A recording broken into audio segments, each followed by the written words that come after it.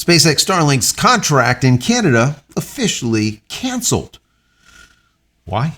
Let's get into it. Hey everybody, welcome back to the channel. Thank you so much once again joining me for tea time. Today we have a little bit of fireside. Hope you're joining me with your cup of tea, maybe a cup of coffee, hanging out, talking tech, talking photo, talking video. Today is a technology day. We're going to be talking about SpaceX's Starlink and how a major contract with them have been canceled by Canada. And we want to dive into the why behind it. I want to get your thoughts about it. I was reading an article over there on Gizmodo, and I want to read some of it to you and get, hopefully, your thoughts on it down below in the comments. What do you think about this? I'll tell you what I think, but I don't matter as much as you do.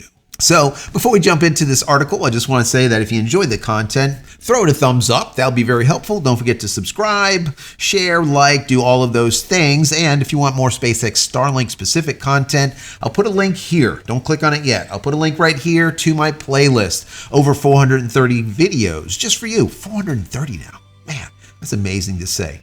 Yes, take a look at those when you're done watching this video. And if you just want to say thank you for all of my hard work, I would appreciate that. There's a little thank you button right down there. You could give $1 or $2 if you like. If not, it's perfectly fine. The video is still free. Consider becoming a member of the channel. That would be even better. So let's jump right into this article. Then once again, I want to hear from you down below. If you don't want to put something down there because you're shy, it's okay. Put an emoji. I'll be okay with that because at least I know that you're actually watching the video. That would be helpful. I'd appreciate it. Interaction. Very important. According to Google, YouTube, Alphabet. All these people. Throw the video a thumbs down if you want. It's fine. They like those too. I don't even know. I don't know anymore. Anyways, the article starts out by President Donald Trump has unleashed economic warfare on two Americans' most closely allied trading partners and political allies, Mexico and Canada. Does that sound right to you? Maybe not. On Tuesday, the Trump administration put into effect its long-threatened tariffs on consumer goods from both of those countries, with the president claiming that the tariffs were necessary to stem the tide of illegal immigrants flowing into the United States.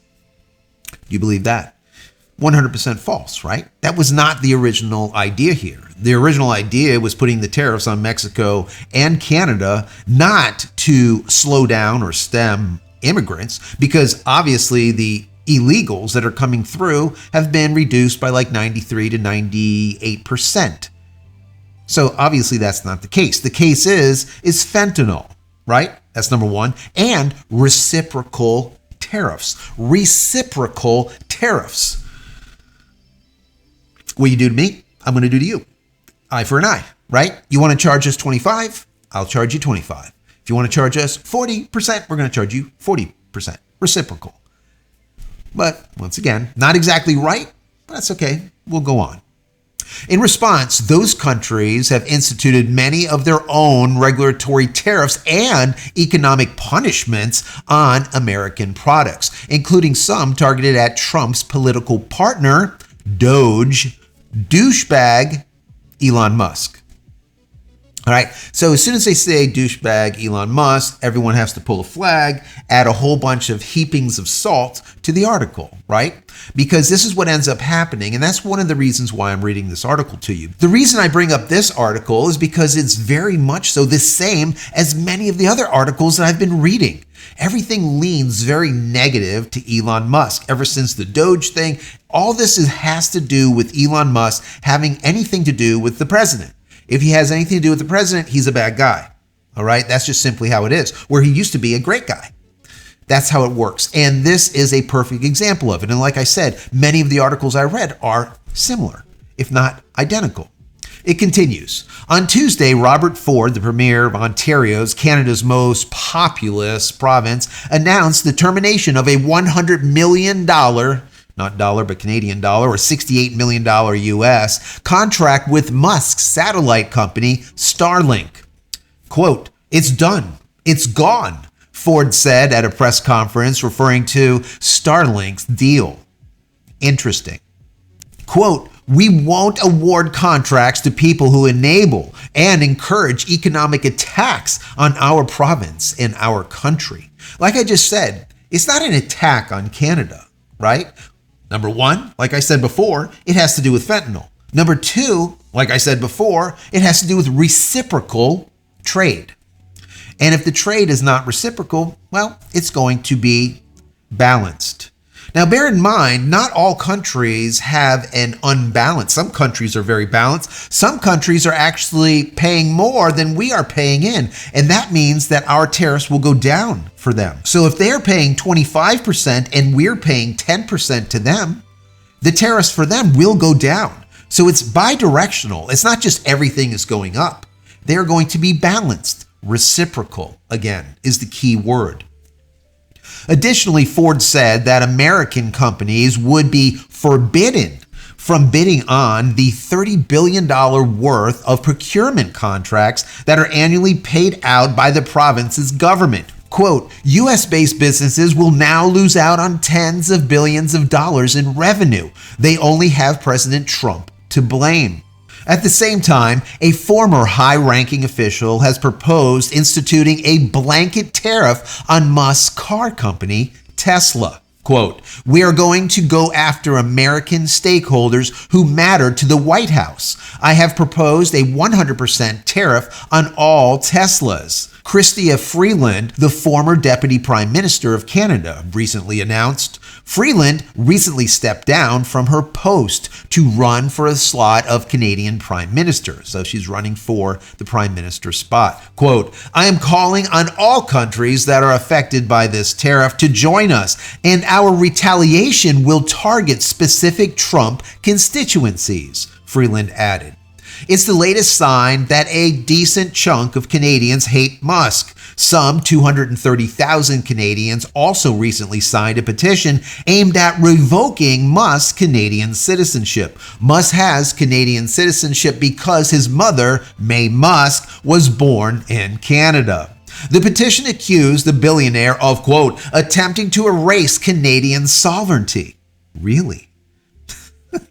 In response to the petition, Musk tweeted that Canada was, quote, not a real country, presumably inspiring more animosity against him and his companies. Musk is also hated by many Europeans, largely due to the billionaire's meddling in EU's nation's politics, and by millions of Americans, and presumably by people from many other parts of the world. Of course, everyone hates Musk, according to Gizmodo. Recently released statistics show that Tesla sales were plummeting across European nations as well as in California, which had previously been the company's stronghold. The EV maker's sales in Australia are down 70%. Additionally, Tesla has suffered a growing onslaught of vandalism ever since Musk became a prominent fixture of the Trump administration. Dealerships across the United States have been vandalized, shot up, and set on fire, and a growing protest movement is taking aim at the company's bottom line. Yes, that is absolutely the case, but they make it into this dramatic thing that everyone in the entire world absolutely hates, loathes Musk. And I beg to differ. I don't think that that is actually the case. Yes, there's going to be the fringe that absolutely hate him for one reason or another, and that's okay. But I know that there's nearly 5 million people that absolutely love him because they're using SpaceX Starlink every single day like I am. And if you live in a rural area, part of that digital divide with the haves and have-nots, haves of high-speed internet access and the have-nots, like me, that didn't have high-speed internet access until Elon Musk came around with SpaceX Starlink, well, we kind of love him because we are now in the future instead of sitting in a 20-year-old slump on dial-up, pretty much. I had 1.5 megabits up and 15 megabits down for 20 plus years while everyone else around me had fiber. 1.5 megabits up. Think about those numbers. And that was just last year. We're not talking about like Stone Age. We're not talking about 20, 30 years. Literally last year. Absolutely crazy. And as of today, AT&T in my area is still providing 15 megabits down and 1.5 megabits up. Obviously, a lot of people have canceled it and went to SpaceX Starlink because of it. Sad, but great for Elon Musk. So once again, there's 5 million people that we know of that are just absolutely love him, and there's plenty of others. Think about all of the good that he's done. And these type of articles that call Elon Musk a douchebag, they are very leaning in one direction. And that is just, in my personal opinion, a problem. It's kind of cutting off your nose to spite your face. Just a minute ago, he was the best thing since sliced bread. He was doing the EV thing. It was very green. He was awesome. Now all of a sudden he's with Trump and he sucks. He's the worst thing ever. He is horrible. The Doge thing is horrible. Department of Government Efficiency. Who would have thunk such a thing, that would be a good thing, to actually weed out the waste? Do we not want that? I don't know. It is just baffling to me. And articles like this I want to bring to your attention so that you can take a nice handful of salt to them whenever you read them. And like I said, the majority of the articles that I read these days are like this. So it's very hard for me to be able to read an article that's not negative to Elon Musk. It is very hard. So I have to kind of be a little bit more discerning. But I wanted to bring this one to your attention, kind of change things up a little bit and show you the stuff that I read every day, right? And I want you to be the judge. What do you think? You know my personal opinion on Elon Musk. Am I a fanboy? Not really. Am I a fan? Yes. But if he does something wrong, I'm going to tell you about it. Just in today's previous video, I talked about how Elon Musk's IFT-8, the new Starship that's launching, that was delayed from March 3rd on up to March 5th, ended up being delayed again to March 6th. While yesterday we saw that he was with the president at the address, nice spanking new haircut, not with his son X, hanging out. So I speculated maybe there's nothing wrong with the Starship, but Elon Musk has stuff to do in DC today, so he couldn't get back to Boca Chica to launch the rocket. I don't know, but I'm putting that out there as an option, which other channels are not, because they're fanboys of SpaceX, Starlink, and Elon Musk. I try kind of weighing things back and forth, and I hope you guys appreciate that. But ending to this video, down below, I want to hear from you. What do you think about all of this? What do you think about Elon Musk? What do you think about Tesla? What do you think about Doge? What do you think about his association with the administration and all the rest of the stuff? Do you think that he should lose that contract in Canada for $68 million US or Canadian 100 million? Either which way, do you think he should lose that contract? Also, most importantly, if there is a trade war between Canada and the US, who do you feel would lose more? I personally think Canada would lose more, but I could be wrong. I am not like an economic specialist here, all right? I just give you commentary. I'm just some guy on the other side of YouTube. But I want to know from you guys. Some of you guys are specialists that really know economics. Down below, who would lose? Who would lose more? Canada or the US? If there was this battle going on back and forth with tariffs. Now remember, like I said before, these tariffs have to do with fentanyl and they have to do with being reciprocal when it comes to tariffs. If they are being tariffed less, they need to be tariffed more. If they're being tariffed more than what we are, they need to be tariffed less. It needs to be reciprocal with all countries. Doesn't have to be just specific to Canada or Mexico, all countries. And I think that's what's going to end up happening. Do you think that that is a bad thing? Do you think that there should be reciprocal trade?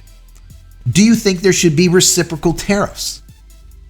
I want to know from you down below. What do you think? What do you think about this article? What do you think about Gizmodo and their thoughts on Elon Musk? What do you think? Down below. Let's have this conversation. Anyways, I hope you enjoyed the video. Throw it a thumbs up if you have. Subscribe, like, do all that stuff. Finally, head over to my website, JCristina.com, where you can find all of my merch, my teas, my books, my shirts, everything else. Go check it out over at JCristina.com. If there's something there that you like, pick it up. Help support me and my family. Many blessings to you and your family. Stay safe, stay healthy, stay connected, and we'll see you in the next one. Love you all.